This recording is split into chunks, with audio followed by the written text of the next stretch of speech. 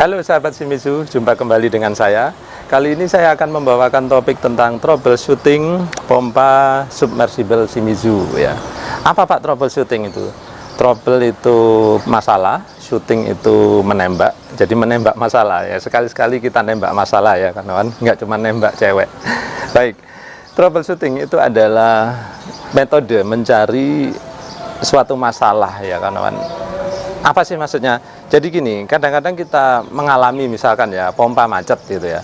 Nah kalau kita nggak tahu metode troubleshooting ya, kita mungkin langsung panik, lalu kita pikir pompanya rusak gitu ya. Padahal kadang-kadang masalahnya itu nggak melulu di pompanya, kadang-kadang sederhana. Mungkin masalah colokannya yang nggak benar atau kabelnya mungkin putus. Kalau kabel putus saya pikir semua orang bisa memperbaikinya ya. Tapi masalahnya adalah mencari titik permasalahan tadi. Nah itulah diperlukan skill troubleshooting ya. Nah di video ini kita akan mempelajarinya ya kawan. Nah sebetulnya tidak terlalu rumit ya kawan, asalkan kita mau meluangkan waktu sedikit dan berkonsentrasi sedikit ya. Nah kalian perhatikan ya, pengkabelan pompa submersible ini sebetulnya tidak rumit, sama aja dengan pompa-pompa yang kecil biasanya ya. Cuman dia itu kelihatan rumit karena apa? Mungkin ada boxnya seperti ini. Sebetulnya di pompa kecil pun sama ya. Cuman dia biasanya ringkas langsung ditempel di motornya. Kali ini dia dipisahkan ya. Baik, kita perhatikan ya. Kita coba tarik mundur dulu ya dari arah pompa dulu ya. Kalian bisa lihat ya kawan. Kabel yang ke pompa itu ada dua ya. Yang pertama ini kalian jangan terlalu bingung ya. Ini ada kabel kecil yang warna hijau dan kuning. Ini adalah kabel grounding, di mana dia adalah untuk pengaman apabila ada kebocoran arus listrik ya. Jadi jangan bikin bingung, ini hanya kabel single atau satu aja dari dibautkan di bodi pompa terus dibawa ke sini ya. Kemudian kabel yang selanjutnya adalah ini kabel utama, yaitu warna biru ini ya. Dimana kabel ini sudah terhubung ke motor atau dinamo dari pompa ya kawan. Nah kabel biru ini sama juga, dia akan langsung masuk ke dalam sini ya. Nah di sini nanti kita akan pelajari ya. Jadi sebagian besar troubleshooting itu akan kita lakukan di daerah control box ini. Baik, sebelum kita lakukan mempelajari troubleshooting, ada baiknya kita coba dulu ya bagaimana cara mengoperasikan pompa ini dulu. Baik sahabat Shimizu, sekarang pompa sudah saya rangkai ya. Sumber listriknya sudah saya colokkan ke sumber listrik dari PLN. Kemudian pompa saya masuk dalam sumur simulasi saya ya. Jadi nanti air akan saya hisap dari sini, kemudian saya pompakan ke sini. Lalu ya, karena ini bejana berhubungan ya, air akan mengalir kembali ke sini. Oh ya, yang saya pakai di sini adalah pompa Shimizu SPG 07 232 bit ya, yang mana ukurannya hanya 2 inci. Nah, kalian bisa lihat ya, di sini sangat leluasa ya, kawan. Karena saya memakai pipa 3 inci.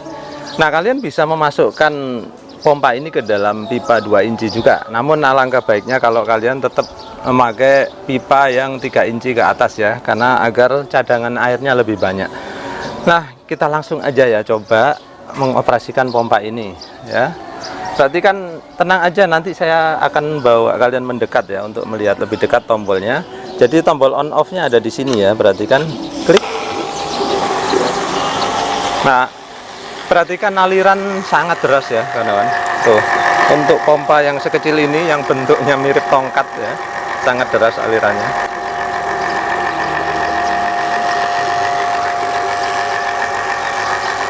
Nah baik, sambil kita lihat pompa ini beroperasi, sebentar lagi kita akan buka ini ya, bagaimana sih cara kerja dari pompa ini berdasarkan rangkaian listriknya ya. Oke, kita matikan dulu. Nah seperti sahabat Shimizu perhatikan di sini, ini kita akan membuka tutup dari control box dengan membuka 4 skrup di sini ya. Nah di balik tutup dari control box ini ya terdapat petunjuk penyambungan kabel, sehingga sahabat Shimizu kalau mengalami kebingungan atau untuk meyakinkan ya bisa melihat kembali dan mencocokkan dengan diagram yang ada di sini. Nah dalam proses pemasangan kabel dari pompa ke terminal di control box ini juga sangat mudah ya, karena Di bawah terminal ini sudah dituliskan kode-kode kabel ya, dimana paling kiri ini C common, kemudian yang tengah ini ada huruf M untuk main ya, kemudian paling kanan A untuk auxiliary ya. Yang mana pertama warna dari kabel juga disesuaikan dengan kodenya ya. Kemudian selain itu juga dipertegas dengan kode yang ada di kabel. Bisa sahabat Shimizu perhatikan di sini ada tulisan A, maka dia masuk ke terminal yang A. Kemudian selanjutnya yang M ke M juga.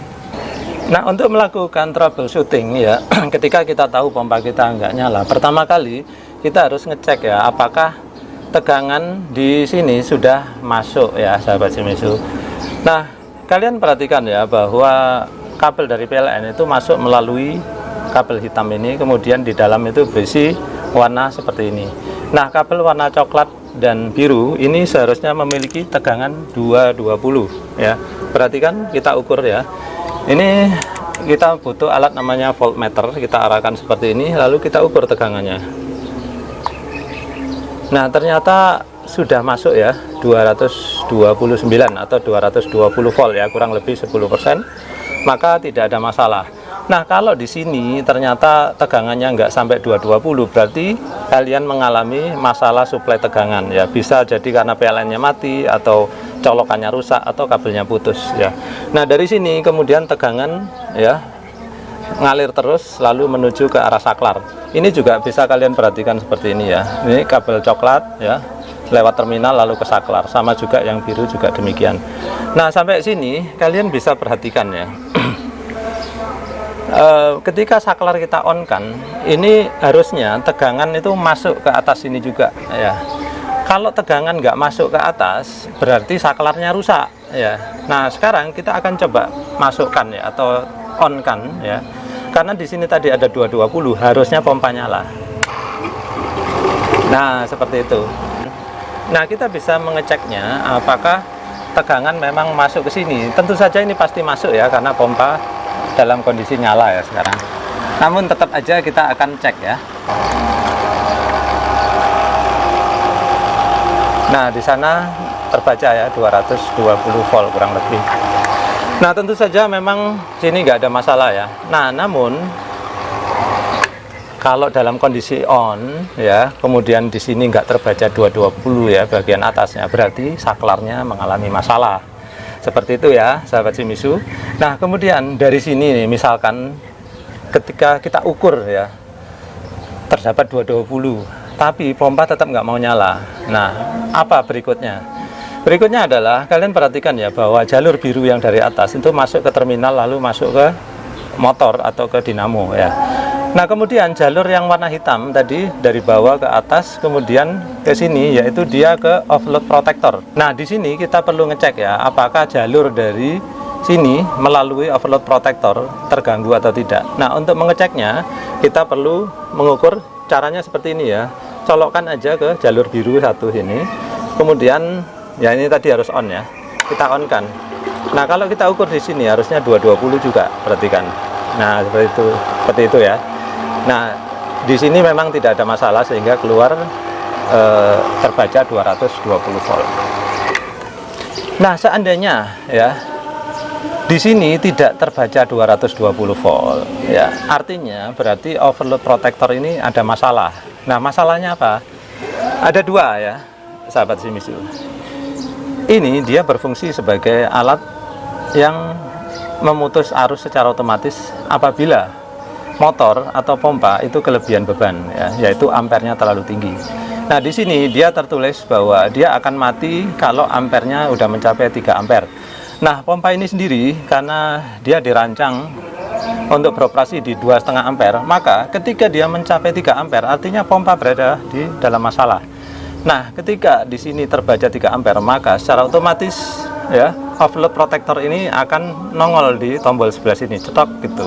Kalau ini nongol ya, nanti ketika kalian cek seperti yang tadi saya contohkan, maka di sini tidak akan terbaca 220. Artinya tegangan hanya berhenti sampai di sebelah sana aja, sebelah dalamnya ya. Nah, kalau itu yang terjadi, maka yang perlu kalian lakukan adalah meresetnya, yaitu pencet tombol ini, cetek gitu.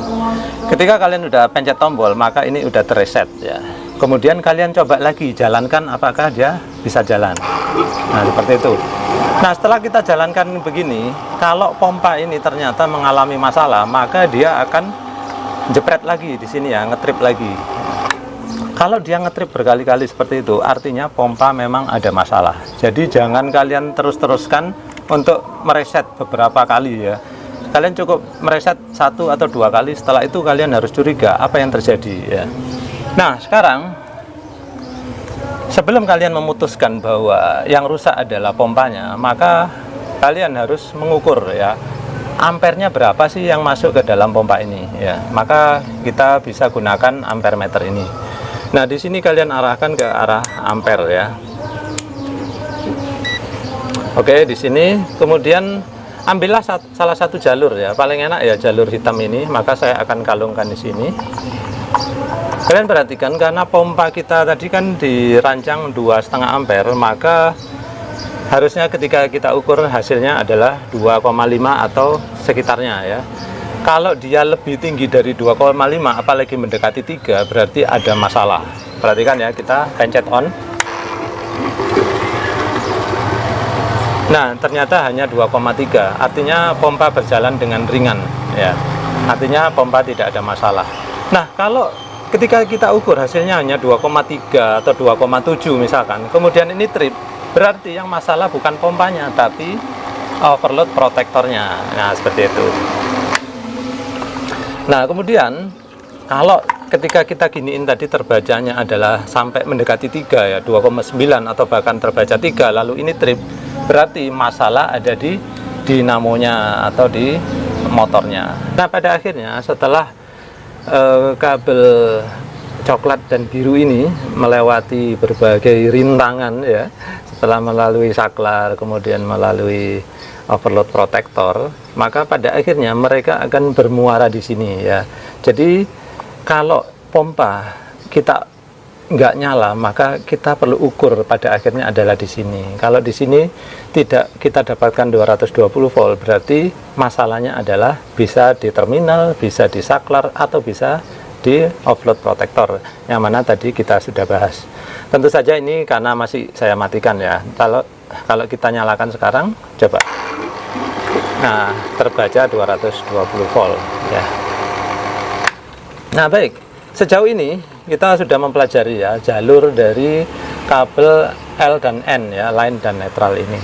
Nah, setelah kabel line dan netral sampai sini ya, sampai kabel hitam dan biru ini ternyata nggak ada masalah, maka bila pompa nggak nyala juga, alternatif terakhir kita harus mencoba mengganti kapasitor ini. Ada kemungkinan kapasitornya rusak ya. Nah, untuk mengganti kapasitor ini ya tinggal dilepas aja ya kabel coklat dan biru ini. Nah, saya akan mensimulasikan ya, kita akan lepas satu kabel ini, apa yang terjadi.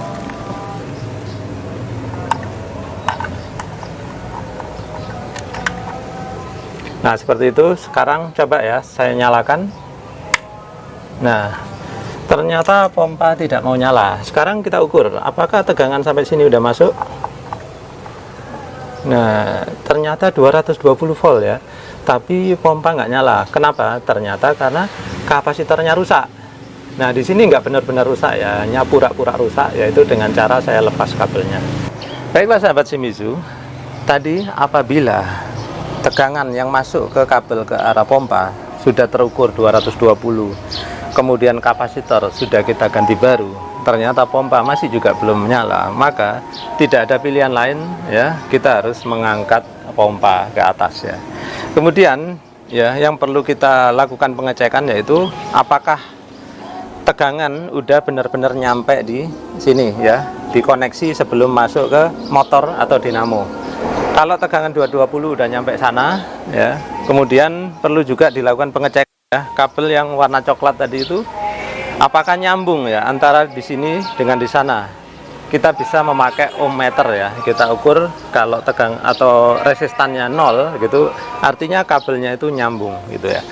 Nah, kemudian kalau listrik udah nggak ada masalah ya, kabel tidak ada yang putus ya, maka mau nggak mau selanjutnya kita lakukan pengecekan secara mekanikal ya, yaitu kemungkinan ya pompa mungkin macet ya, kita nggak tahu ya, bisa aja kan, entah kemasukan lumpur atau apa sehingga lumpurnya menyumbat di dalam lalu pompa macet.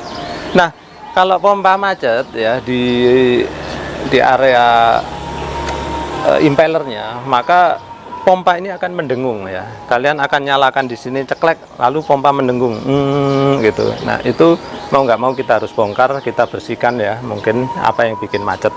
Nah setelah dilakukan pengecekan mekanikal ya, ternyata misalkan tidak ada masalah di area impeller sini, maka ya kecurigaan terakhir ada pada motornya atau dinamonya. Tapi tenang aja, karena produk Shimizu ini memiliki garansi motor hingga 1 tahun ya. Kemudian motornya sendiri saya pikir cukup istimewa ya, karena gulungan kawatnya itu 100% terbuat dari tembaga ya. Nah sekian ya sahabat Shimizu. Jadi saran saya nih, kalau kalian memang terpaksa harus mengganti komponennya, ini kalian saya sarankan untuk selalu menggunakan komponen yang asli dari Shimizu atau original ya. Jadi bisa aja kalian mengganti seluruh kontrol boxnya seperti ini, atau mungkin kalian hanya perlu ganti kapasitornya ya, biasanya itu banyak dijual di toko-toko. Baiklah, sekian dulu dari saya. Kalian jangan lupa untuk selalu follow sosial media dari Shimizu Official yang tercantum di bawah ini. Terima kasih sudah menyaksikan.